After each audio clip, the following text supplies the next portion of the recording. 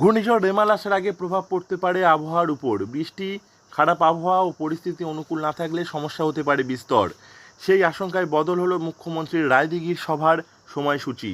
কথা ছিল শুক্রবার দুপুরের পর রায়দিঘি স্টেডিয়ামে আসবেন মুখ্যমন্ত্রী মমতা বন্দ্যোপাধ্যায়। তবে সেই সময়ের বদল ঘটানো হয়েছে। ইতিমধ্যে ভিডিও বার্তার মাধ্যমে সে কথা জানিয়েছেন রায়দিঘির বিধায়ক ডক্টর অলোক জলদাতা।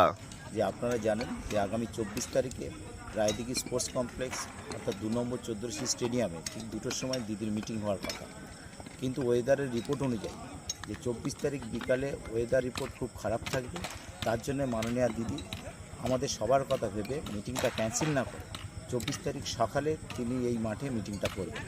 আমি কর্মী সমর্থকদের অনুরোধ করব যে আপনারা হাজার হাজার মানুষদের নিয়ে অবশ্যই 24 তারিখ সকাল 10টার মধ্যে আমাদের স্টেডিয়াম মাঠে উপস্থিত হবে। সূত্রের খবর, মথুরাপুর লোকসভা কেন্দ্রে তৃণমূল কংগ্রেসের প্রার্থী বাপি হালদারের সমর্থনে এখানে জনসভা করার কথা রয়েছে মুখ্যমন্ত্রী মমতা বন্দ্যোপাধ্যায়ের। ইতিমধ্যে সেজন্য সভাস্থল পরিদর্শন করেছেন মথুরাপুর লোকসভা কেন্দ্রের প্রার্থী বাপি হালদার।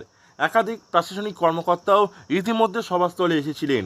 অ্যাডিশনাল এসপি, আইসি সহ উচ্চপদস্থ পুলিশ কর্মকর্তারাও ইতিমধ্যে সভাস্থল পরিদর্শন করেছেন।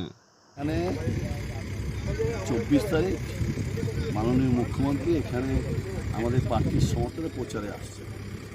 তা উনি তো মুখ্যমন্ত্রী হিসেবে আসেন না, কিন্তু আসছেন আমাদের সভাপতি তৃণমূল কংগ্রেসের চেয়ারপারসন হিসেবে।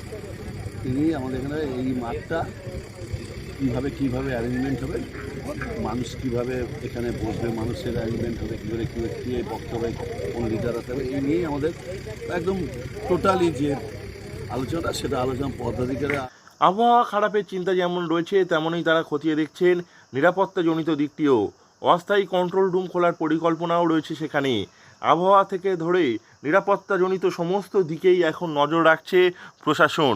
ইতিমধ্যে রায়দিঘি স্টেডিয়ামে একাধিক প্রশাসনিক কর্মকর্তারা পরিদর্শন করেছেন। সেই সঙ্গে তৃণমূল কংগ্রেস নেতৃত্বরাও সেখানে পরিদর্শন করছেন। মাঠের কাছাকাছি অস্থায়ী কন্ট্রোল রুম, হেলিপ্যাড সহ একাধিক বিষয়বস্তুগুলি তারা খতিয়ে দেখছেন। মাঠের চারিদিকে সিসিটিভি বসানোর পরিকল্পনাও করছেন তারা। দক্ষিণ 24 পরগনা থেকে নবাব মল্লিকের রিপোর্ট, লোকাল 18 বাংলা।